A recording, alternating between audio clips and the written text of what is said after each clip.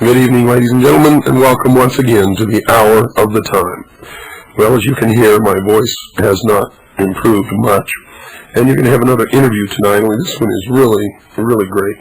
It's something that everyone needs to know about, especially when the subject is being touted as something that your children need, when in fact, it could be a deadly poison. We're talking about fluoridation of your water supply, using fluoride in toothpaste and other products for children, fluoride drops given to parents by doctors to give to their small children who are preschool, and many other things. You're going to find out that there has been a lot of deception and a lot of cover-up involved with this subject, and fluoride in the water supply and anything else actually is extremely dangerous. So pay attention to this. This is a tape done by Darlene Sherrell in December of 1992. It has facts, it has scientific information, it quotes papers. I mean, if you listen to this and you write down the references, you can go out and find these things in any major library, and what you're going to find is going to amaze you, and it's going to make you very angry. And if you participated in heaping fluoride upon your children, and upon yourselves for that matter, you're going to be very sorry that you ever did that without looking into it. Folks, the message of this show is, I don't care whether you believe what you hear on this show or not. In fact, I advise you not to believe anything that you hear, whether it's on this show, Tom Valentine, Chuck Harder, Larry King, Dan Rather. I don't care who it is, Charlie Rose, from the President of the United States. It doesn't matter. You had better not believe it unless you go out and you dig up and do the research yourself. Because the deception running rampant in the world today, designed to destroy us and to bring about a new world order, is so deep that you cannot even begin to imagine until you open your ears, open your eyes, open your mind, and begin to look for yourself and stop trusting people to tell you the truth, because 9 times out of 10, they never do. Make sure you're listening tomorrow night for our IRS program. I'm still amazed over the damage control efforts by Tom Valentine and the IRS whistleblowers last Wednesday night. It didn't work, folks. And when you hear what we're going to put out on this show tomorrow night, you're going to see that that was just a bullshit smokescreen. We are really causing some damage out there. We must be, or they wouldn't go to such efforts as they're going to try to get you to stop listening to the information that you get on the Hour of the Time. You notice they mentioned Phil Marsh's name several times, but they never backed up anything that they said with any facts whatsoever. None. They didn't quote from any laws. They didn't quote from the IRS regs. They did not do anything but provide a bullshit smokescreen for all of you out there who might be just sheeple enough to believe what you heard. Well, you listen to this show, folks. We'll quote the IRS regs. We'll quote the law. We're going to give you the straight skinny and show you that the IRS is an illegal, privately owned corporation that is not collecting taxes, but is collecting tribute. And that tribute goes out of this country to help destroy this country. And don't you believe for 1 second that the IRS Whistleblowers Organization is really on your side. Because if they really knew the law and they were really blowing the whistle, they wouldn't be telling you that you'll go to jail if you try to obey the law, and the law says that income tax is voluntary. In fact, the law says that it's illegal 19 ways under the Constitution. So stay tuned tomorrow night. In the meantime, listen to this show tonight, and I think you're going to be amazed and very much angered by what you're going to hear. But don't believe what you hear. You write down the references, and you go check out the facts yourselves. I've got to shut up before my voice turns off again completely. I'll see you at the end of the show, folks. Whether you know next to nothing or a great deal about this subject, whether you approve of water fluoridation or are dead set against it, you might find what I'm about to say interesting. Those of you who want to prevent or stop water fluoridation in your community may find my comments valuable. Those who are in favor of fluoridation may want to listen for other reasons. In either case, I believe you'll find my words easy to follow, uncomplicated, and not at all illogical or irrelevant to your own personal interests.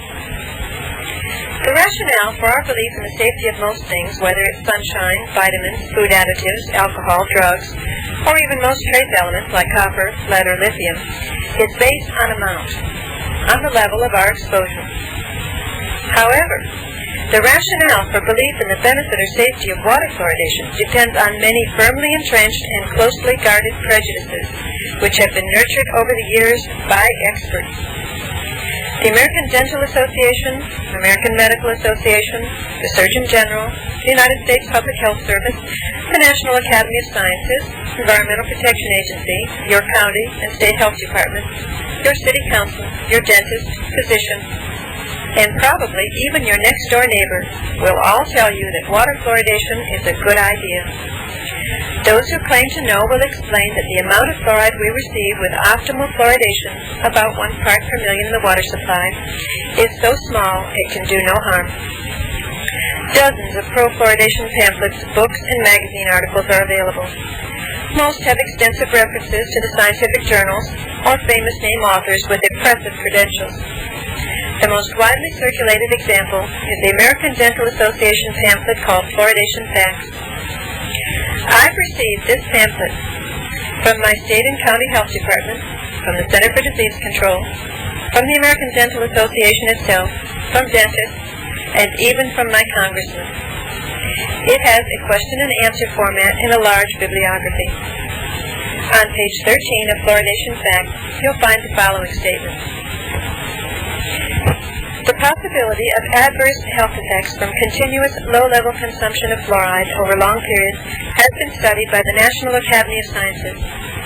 The Academy found that the daily intake required to produce symptoms of chronic toxicity after years of consumption is 20 to 80 milligrams or more, depending upon body weight.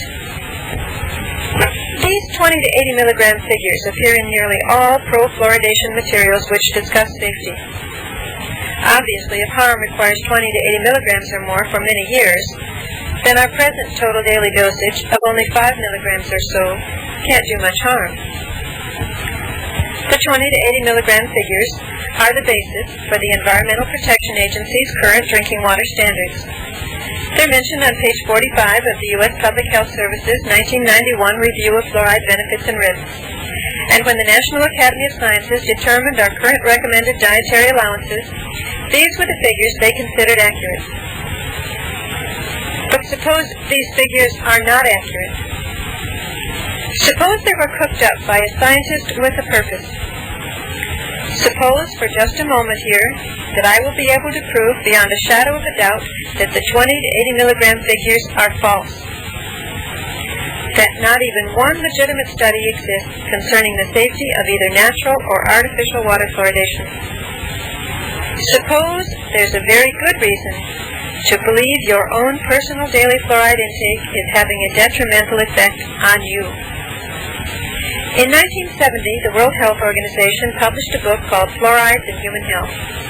On page 239 and 240, you'll find a discussion of skeletal fluorosis in India caused by 2 to 8 milligrams of fluoride per day. According to this book, the symptoms are often misdiagnosed as rheumatoid or osteoarthritis. 2 2 to 8 milligrams a day is just about what the experts say we've been getting in a typical U.S. diet for a goodly number of years. When I saw these pages in 1976, the figures 2 to 8 caught my attention. 2 to 8 is a long way from 20 to 80. Why the discrepancy? Where did the 20 to 80 milligrams come from? No one seemed to know. But the 20 to 80 version could be found in dozens of books and journal articles. In June of 1989, I began writing letters to the National Academy of Sciences, quoting the portion of the ADA pamphlet I just read to you, and asking, simply, where did the 20 to 80 milligram figures come from?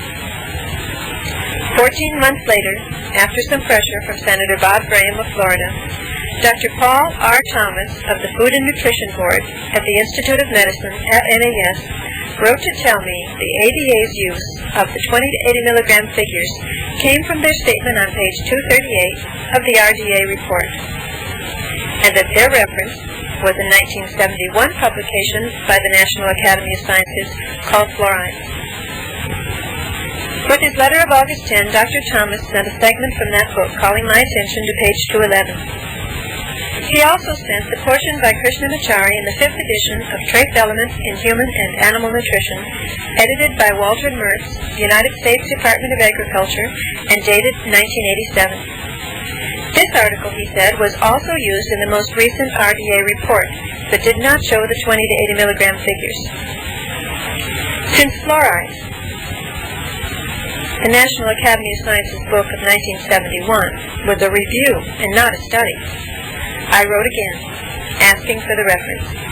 Where did the 20 to 80 milligram figures come from? On August 24, 1990, Dr. Thomas wrote again, identifying Roholm's fluorine intoxication, a book published in 1937, as the original work cited by Hodge in the NAS Review of 1971. It took me some time to discover that the 20 to 80 milligram figures do not appear anywhere in Roholm's book. I wrote again, and once again, with some pressure from Senator Graham's office, Dr. Thomas replied on March 18, 1991. He cited Hodge and Smith, 1965, and the World Health Organization, 1970. The book I mentioned earlier is having the figures 2 to 8 milligrams.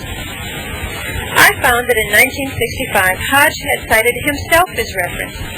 Additionally, Dr. Thomas was calling my attention to the 1991 U.S. Public Health Service review of fluoride, which listed as reference for the 20 to 80 milligram figures the NAS, Hodge 1979, World Health, and NAS in the 9th edition of the RDAs. We were going round and round here. When I looked at Hodge 1979, I found new figures. Now Hodge was saying that 10 to over 25 milligrams daily would lead to crippling, not 20 to 80 as he had said earlier, repeatedly. Hodge also said in that 1979 article regarding mottled enamel, quote, no safe established daily intake exists, unquote. Even at the optimum, he explained, some children will develop cosmetically damaging, extensive white areas or brown stains on the teeth. By collecting all of Hodge's work, by that I mean each article in which he cites his own previous article, I managed to find the source for the 20 to 80 milligram figures. And I began to see water fluoridation in a whole new light. Hodge said 20 to 80 milligrams came from Roholm.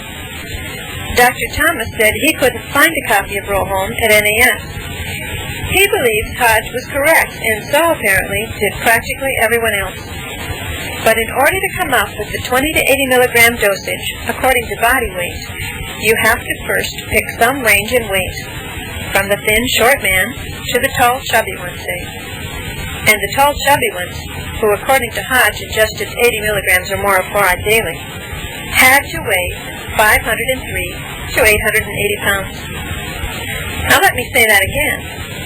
The only dosage figure in Roholm's book is 0.2 to 0.35 milligrams per kilogram of body weight. The National Academy of Sciences quotes Hodge, who in turn claimed to have taken the figures from Roholm's work. This is the only original source material cited by Hodge or the Academy.